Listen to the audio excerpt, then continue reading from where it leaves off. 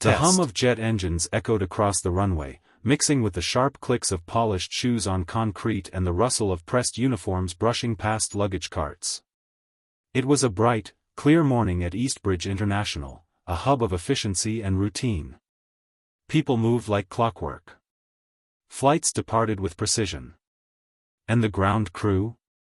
Always alert. Always in control. At least, that's what they thought. A sleek black Mercedes pulled into the private tarmac entrance. The kind reserved for high-level executives, VIP clients, and chartered international departures. The door opened, and a man stepped out with quiet purpose. He wasn't surrounded by assistants. No bodyguards. No media. Just one man in a tailored navy suit, crisp white shirt, and striped blue tie. Clean-shaven, with designer glasses and a calm but firm stride. In his left hand, a leather-bound tablet case. In his right, his phone. Darius Cole didn't need an introduction. Not in a boardroom. Not in an investor meeting. And certainly not here, at the airline he built from scratch. But today, he came unannounced. He didn't want red carpet treatment. He wanted honesty.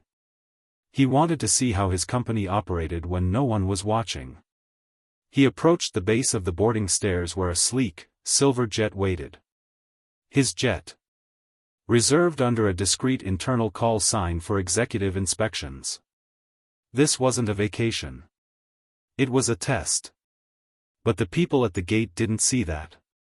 What they saw was a man who didn't look like a CEO.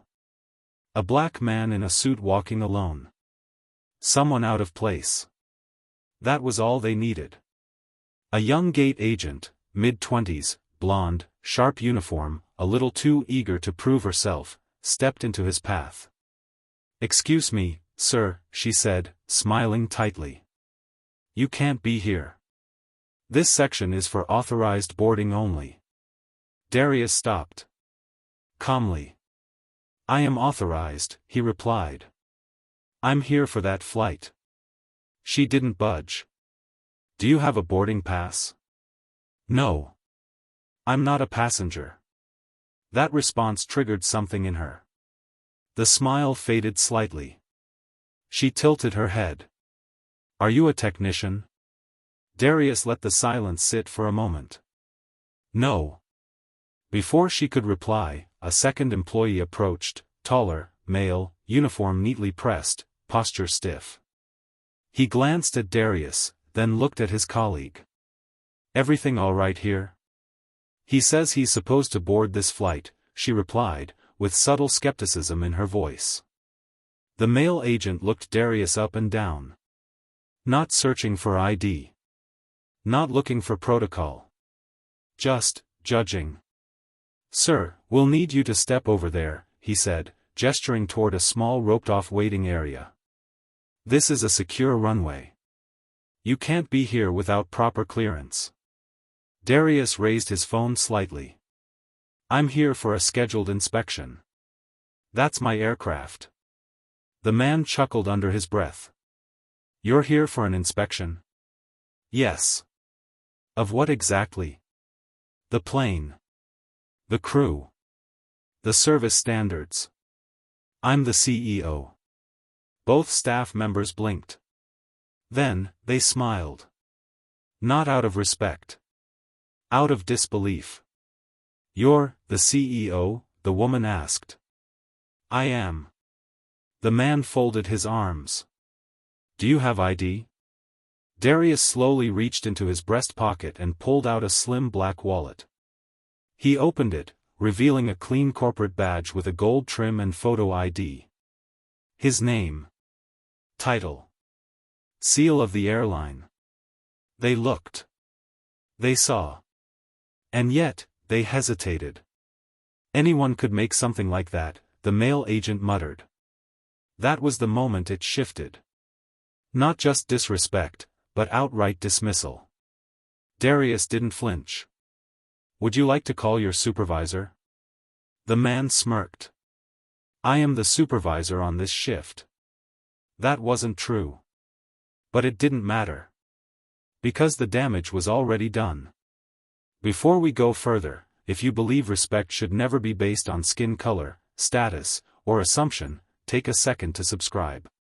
Because what's about to happen next proves that underestimating someone isn't just a mistake, it's a career-ending decision. Darius looked at both of them, then stepped back. He could have argued. He could have forced it.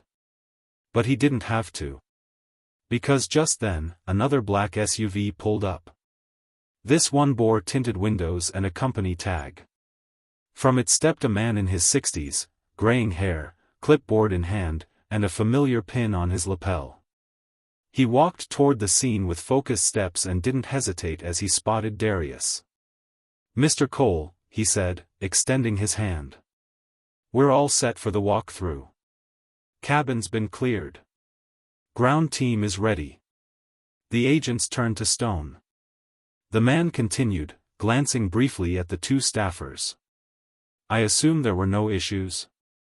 Darius didn't answer. He didn't need to. The COO looked at the agents. Then back at Darius. And everything became painfully clear. "I'll address this after the flight," Darius said, still calm. "Still professional." The COO nodded. "Understood."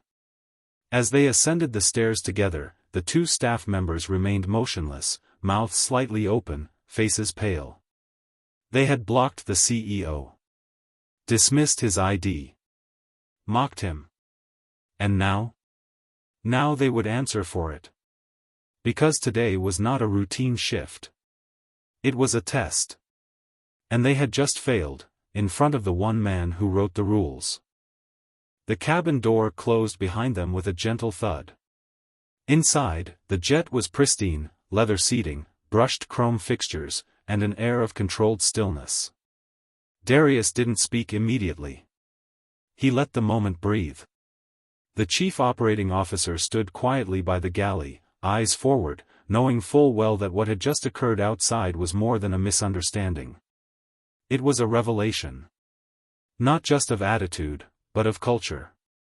As the aircraft ascended slightly for an operational taxi run, the silence in the cabin was louder than the engines. Darius sat, tablet in hand, opening the latest reports. Everything was in order. Except one thing. When the jet returned to the private gate 30 minutes later, the COO looked at him. "Want me to handle it?" he asked. Darius shook his head. "I'll do it myself." They exited together. Waiting near the stairs were the two staff members, now flanked by a third employee, red-faced and clearly informed of who exactly they had disrespected. The female agent tried to speak first. "Mr. Cole, I just want to say." Darius raised his hand, calmly. "Don't. Not yet." He looked at both of them. Directly. Without anger. But with the full weight of authority that didn't need to shout. "I created this company with one goal," he said. "To serve everyone with dignity. Whether it's a first-class passenger, a technician, or the CEO walking in unannounced." They stood still, eyes lowered.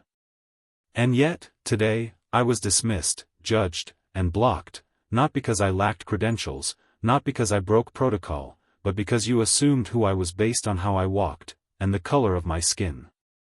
The male agent opened his mouth, but again, Darius raised his hand. "Respect is not optional in this company. It's our foundation.